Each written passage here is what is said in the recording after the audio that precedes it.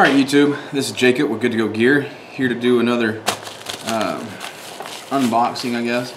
This is something that I had already made a video on, already put it in the gun, and it made my gun have light primer strikes.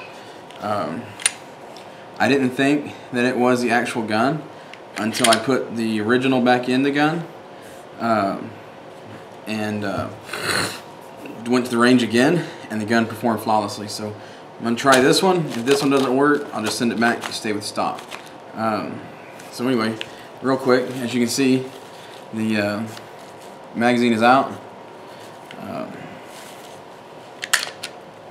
The gun is empty. So let's go ahead and safe direction.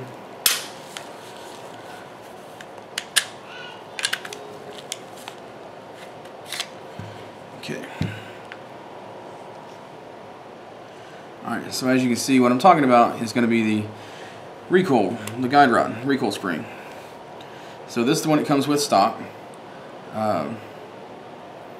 Nothing's wrong with it. It looks like it's all metal, if you look, but the center is actually plastic. Not that big a deal. I've only replaced guide rods on one other Glock that I owned, my Glock 17. I put one on it, I sold it, and it went with the gun. And I took it to the range after installing it. Gun performed flawlessly, no problems whatsoever. So originally in the other video, I bought the stock weight, a 16-pound guide rod, put in the gun. I went to the range to shoot it for the first time before carrying it concealed. Got about 2 mags in, light primer strike. And I was like, well, maybe that's just the ammunition. I was just using Winchester white box, just some target range ammo. Got about 60 rounds in, another light primer strike, and I was kind of bummed. Got about 80 rounds in, had my third light primer strike. So I finished shooting my 100 rounds. Left the range, came back home, talked to. I didn't think that the guide rod would cause that problem. Talked to a guy at a local gun store here where I live, and he said it could be the guide rod. He said what was happening was it just wasn't going completely into battery. One reason I kind of want to change it out, I don't know if you can see this, but this thing's actually bent. Like if you stand it up straight, it curves. Like for right here, it's curving this way.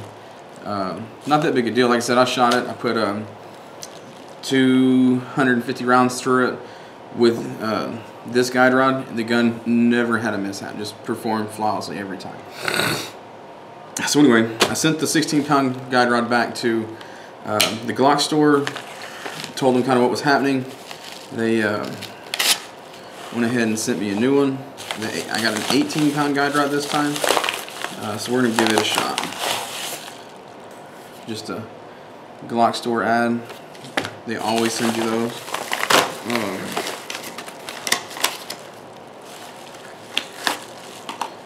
Alright. So the yellow thing, saying what it's for. Okay, so reduced recoil, stainless steel guide rod. And if you see right here, it says 18 pounds. 3 times the weight of the factory plastic. Reduces recoil and muzzle flip, won't break or bend, shoots more accurately. I don't know, guys. I mean, I saw my targets at the range with the stock. Like I said, not to brag, I'm a pretty decent shot. This thing was awesome.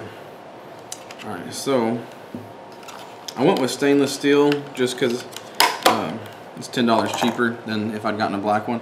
And since they're doing the exact same things, that one I think is probably painted, and the paint will eventually wear off, I just figured just, go stainless steel.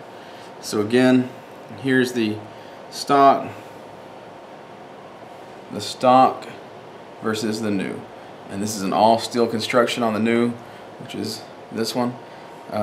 So at the end, at the outside of your barrel, the end of your barrel, this one is black, so you don't even really notice it, just blends in, whereas this one's silver.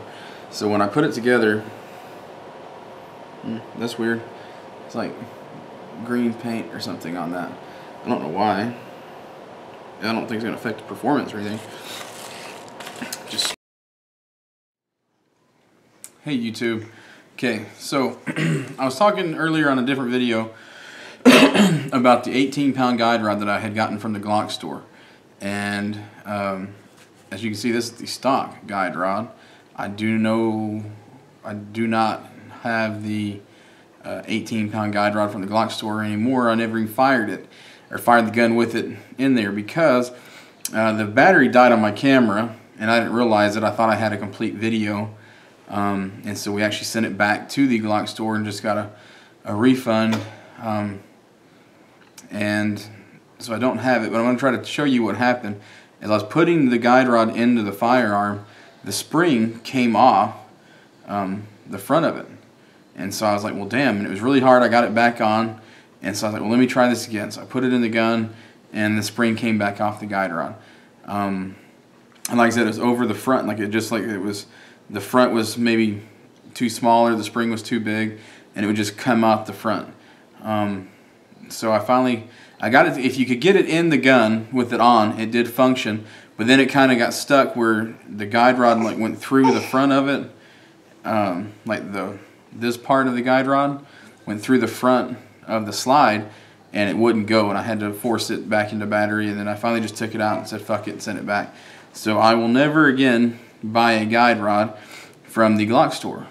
I apologize, the battery died. I thought I had it on camera, but it wasn't. But basically this part of the spring just kept coming over the front of the guide rod, and it did it 4, 5, 6 times. And then, like I said, it caused a malfunction. The gun was empty. I was just trying to rack it and check it, and it caused a malfunction with the gun. So I just said, I finally got it back off the gun, said fuck it, sent it back. But the GLOCK store guide rods, in my opinion, that was a 18-pound. The 16-pound caused a failure to feed. Actually, excuse me, not a failure to feed, just a light primer strike, because it wouldn't pull it all the way back into battery. So in my opinion, the GLOCK store guide rods are garbage. I'd stay away from them. I will be trying out a Lone Wolf guide rod and see how it does, and I'll get back to you. But yeah, just wanted to finish the video.